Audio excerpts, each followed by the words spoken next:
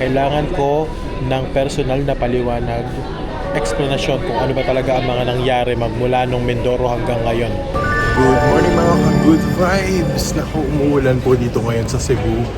Bakit po ba ako nandito sa Cebu ngayon? Particularly dito sa Cebu Airport. Ayan, nasa Cebu na naman po tayo. Very familiar place. Lagi tayo nagta-transit dito pag tayo ay nagpupunta ng Davao or sa iba pang parte ng Pilipinas. Tama po kayo nang dinig. Ako po ay nandito ngayon sa Cebu Airport at ito po ay isang biglaang flight. Kanina pong alas 2 ng umaga ako ay umalis ng Cavite papunta ng airport. And then yung flight ko naman ay kakababa ko lang. It's now 6:50 AM dito sa Cebu. At ano nga ba ang reason kung bakit po ako nandito? Bago po yan ay meron mong nakakita sa akin kanina sa airport, sa Manila Airport, sa NAIA Terminal 3. At nag-message po siya, si Ma'am Amelita Gutoman. Sayang po hindi tayo nakita in person, pero nag-message po siya or nag-comment po sa YouTube video natin na nakita niya daw po ako kanina around 3:15 AM. Hello po sa inyo, ma'am. Connecting flight lang po itong Cebu ko at hindi po ito yung aking final destination. Ako po ay magte-take pa ng isang eroplano papunta naman po ng Surigao del Norte, more particularly sa island of Siargao. And yes, biglaan po dahil binook lang po itong flight na to mga 3-4 days ago yata. At meron po akong importanteng imi-meet doon sa Siargao na baka kilala nyo rin. Sino kaya yun? Hinihintay ko lang po yung food ko dito kasi dahil nga po sobrang aga kong umalis doon. It's now 6:55 AM of May 9. Umalis po ako ng Cavite ng 2 AM. Tapos doon nga po sa airports from Manila to Cebu na connecting flight.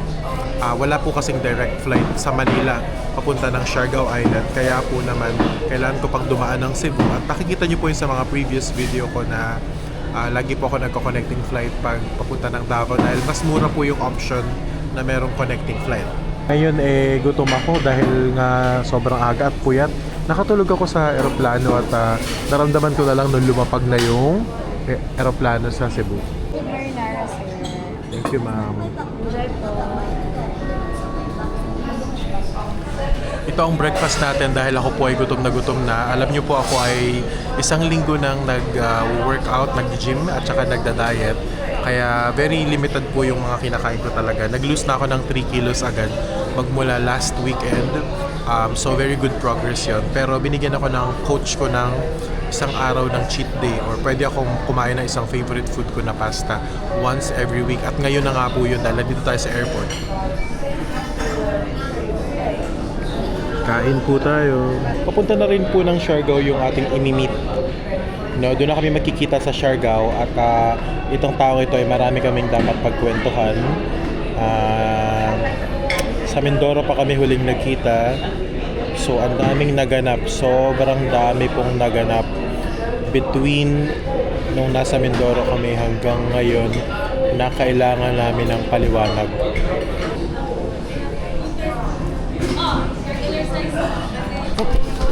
Nalaglag yung bag ko.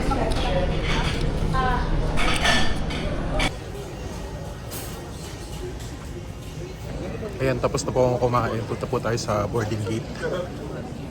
Ang flight ko is 8:30 AM. And then ang lapag niya sa Siargao is 9:30 AM. Nandito na po tayo sa boarding gate. Medyo konti lang yung tao dito ngayon. No? Naghihintay lang ako ng boarding. And yun nga pong panahon ay medyo may ambon. At kung mabalitaan niyo sa weather news, parang may paparating na bagyo papasok ng Pilipinas. Pero hindi naman siya pupunta ng Mindanao. Actually papunta siya ng tapat ng Visayas at saka Luzon. Pero para matutunaw din po yun, hindi naman siya magpo-progress sa isang full-blown na bagyo. Pero sana hindi naman maapektuhan itong lakad natin.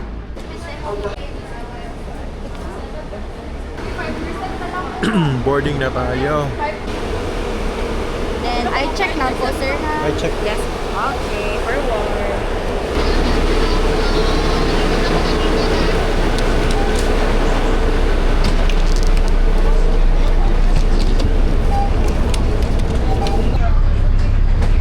Sakay pa tayo ng bus. Papunta na aeroplano. Parang nawala na yung ambon. Umaraw na ng konti.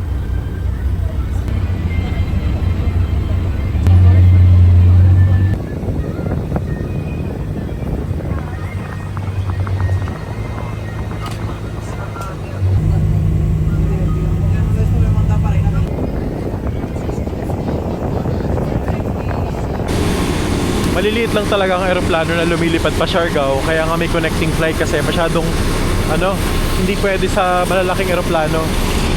Kaya may connecting flight yung mga biyaheng Siargao kasi yung mga aeroplano sa Manila malalaki, baka hindi kayang i-service ng Siargao Airport, kaya maliliit na aeroplano lang yung mga pwede doon.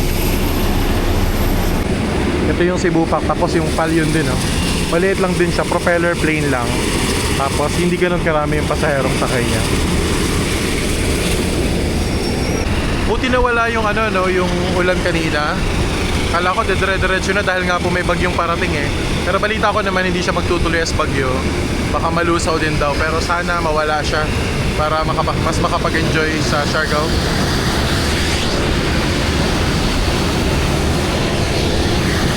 Hindi ko pa pala sinasabi kung sino yung kasama ko. Sige na nga, sasabihin ko na.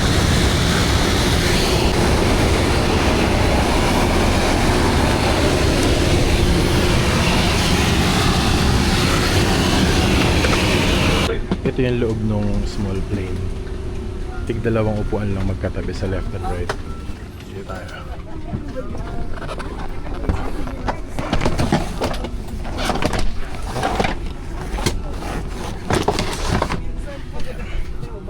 $17.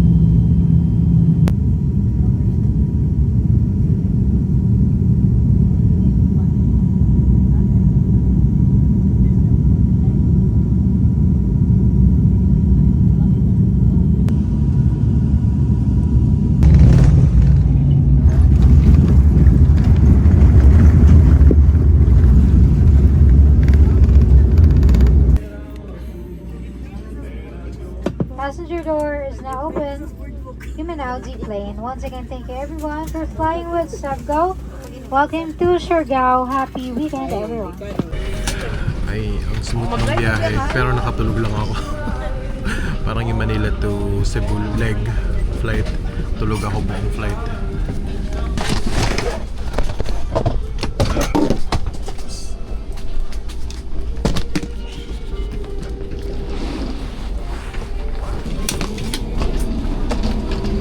Thank you.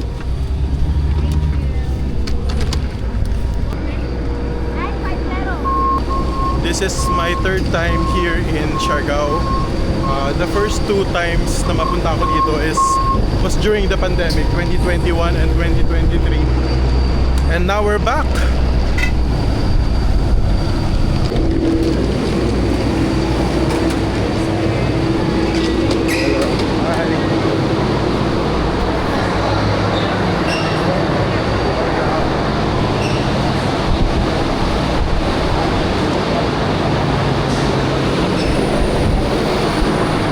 Ang liit lang ng airport nila, ito lang po yun, no? Sayak Airport ang tawag dito.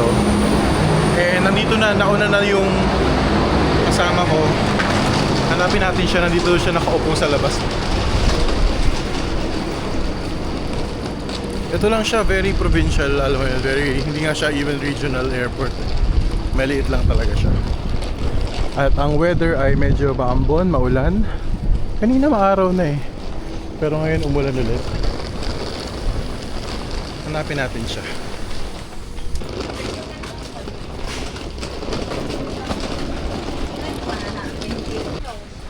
I think tine-develop nila tong airport nila. Mukhang papalakihin nila. Magkaka-extension na siguro to. And I think it's the right time. It's about time na i-improve siya dahil ang daming laki ng market nito sa mga tourists. Uy, may babayaran tayong environmental fee na 20 pesos. May environmental fee na 20 pesos. Bayaran lang natin. Hi, ma'am. Thank you. Minsan yung van.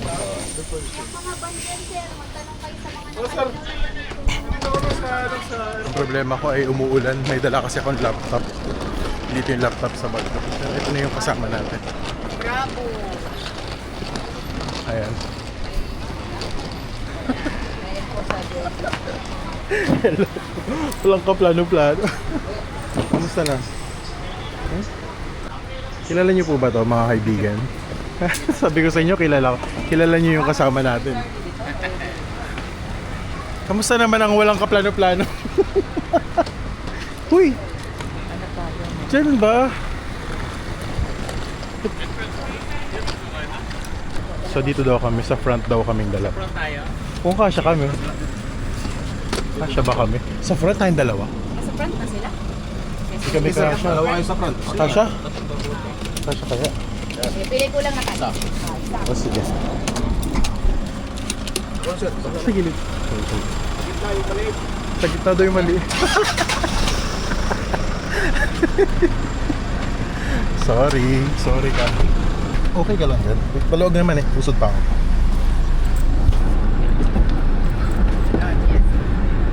Masyap. Medyo maulan. Nandito na kami ngayon sa Siargao. Wala kaming kaplano-planong magpunta dito. Mag-hi ka nga. Hello ka naman sa mga ano natin. Hello. Hindi lang kami dalawa dito. May isa pang susunod. Siya going. Susunod pa dito kayo, ma'am. Sa unahan kami. Ano sabi na yung nanay? Wala, sabi ng nanay, sana naman kayo paparo. Tapos kanina nagising pa siya nung paalis na ako 2:00. Nagising siya. Kaya hinatid niya pa ako hanggang gate. Kasama rin po namin pupunta si Toots dito. Pero nasa Mindoro pa siya, so susunod na lang siya. Somewhere in Laguna or Manila. Talaw-taw. Kaya nga siya hindi makakasunod bukas eh. Hello.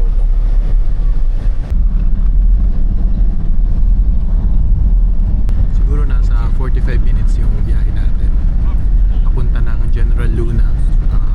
Ibang municipality po kasi itong airport eh. Yung General Luna, doon kami magsistay. Andun yung surfing area.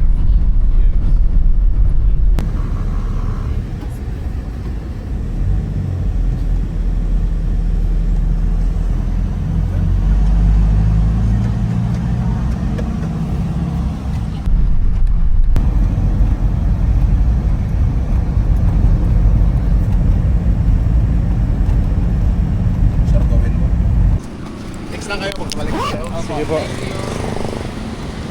Alright, nandito na kami sa Siargao Inn. Ang accommodation na binook ni Paul. Si Paul yung nag-book nito. Ito kami titira for the next 5 days. Mukhang maganda siya. Tabi ng kalsada lang oh. Ayan, saan natin? Wait lang. Ayun, may kuryente siya. Cute naman, basa. May basa. Opo. Ayo. Swadee Kap. Wala pa yung receptionist. Hintay lang namin yung receptionist. Pero confirm naman yung booking ni Paul eh. So wala pa yung reception eh. Pero si Paul hinihintay lang niya kasi nakabook naman yan and confirmed. So ewan namin kung ito try niyang mag early check-in. Pero in any case, okay naman kasi hindi naman mainit dito sa pinaghihintayan namin sa waiting area. And today is Saturday, so wala kaming activity. Okay lang kami mag-hangout, mag-chillax lang dito.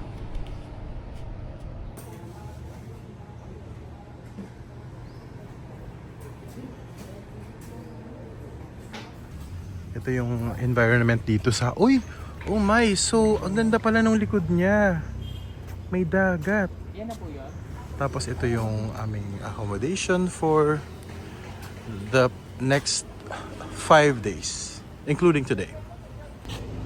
Mainit na ulit. Kanina kasi sa airport ay umuulan, umaambon, pero dito ay walang sign ng ulan. Meron naman pero maaraw, mainit na. And yun nga po, mamaya pupuntahan namin yung dagat doon. Doon kami mag-hangout. Pero very very neat, very organized. Maganda tong accommodation.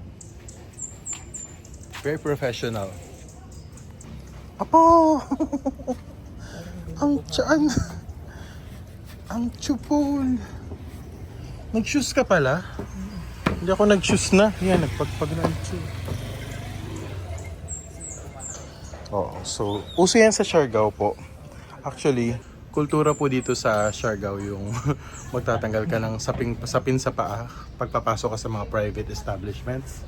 Talagang nakagawian na po yan. Thank you, ma'am. Thank you po. Diyan ka. At ito yung po yung pagsilip mo. Yan yung labas namin. Si Paul po ang nag-book nito, kaya thanks kay Paul. Diyan ka! Yan kami ni Toots, di ba? Ang saya naman. Lalabas natin ating charger. Medyo lubat-lubat na ako, so magcha-charge po muna kami. At saka, mag-ano muna siguro, no? Rest ng konti.